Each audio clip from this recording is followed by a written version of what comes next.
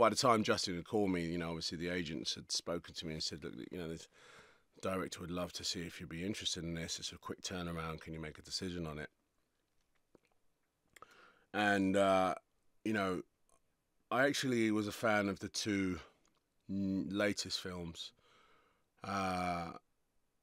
Obviously, Bad Robot have a knack for making really good and clever, smart, you know, sci-fi. I think what they did with Star Trek, completely reinvent it, give it a life that I really appreciated. So I was interested and intrigued, and then of course Justin, I didn't know too much about, but apart from his films in the Fast Furious family. And so when we spoke on the phone, you know, it was very much sort of feeling each other out sort of thing. And he said, look, man, you know, the character that I'm trying to make and bring alive is very complex, you know, and I think, you know, he said, I think you know, you could definitely bring out some of the colours that, you know, we think can be in this character. And that's the sort of language, you know, any actor likes to hear. So the whole sort of manifestation of Krall was a work in progress right into when we started filming it, which is actually a really refreshing way to work, because it meant that what we didn't know we could use, and what we discovered we could implement into performance.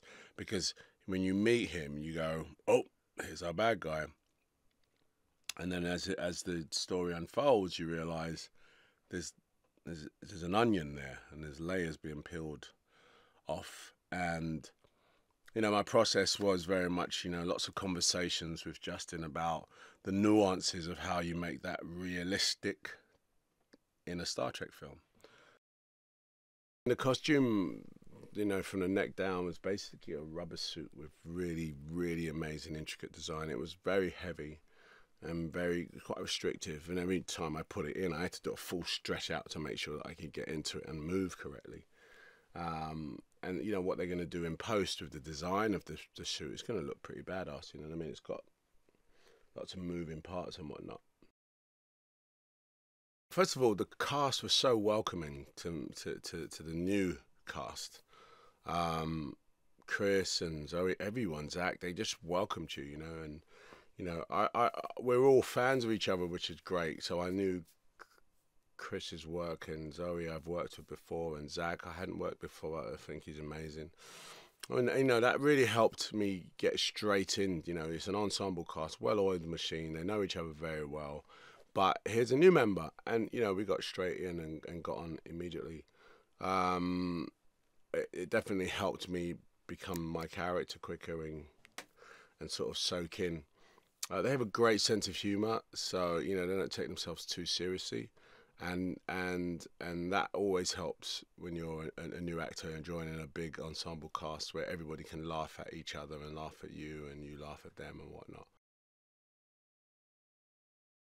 Chris and I did quite a few scenes together, and he's a great, like I said, he's a great actor, very collaborative. And made me feel very comfortable with my choices and where I was going. You know, I was doing a very big performance in a film that plays it all down a little bit, and he was really supportive. The original, the TV shows were tongue-in-cheek. You know, Captain Kirk was a cool but charming man, and all the whole camaraderie between all the characters was always real. And I think that, you know, 50 years on, you know, Star Trek fans will come and watch this film and go, wow, they pushed the envelope a little bit, but still feel that, you know, the presence of the DNA of Star Trek.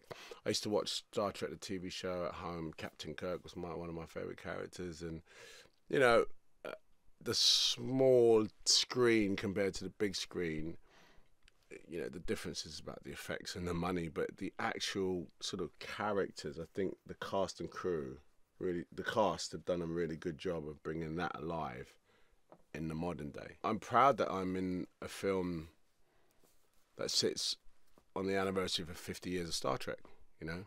It's been around all my life. It's a staple part of our entertainment, you know, pop culture, and we go, oh, I did a Star Trek movie. I played a baddie in Star Trek, which is like, you know, amongst actors, probably like shebang.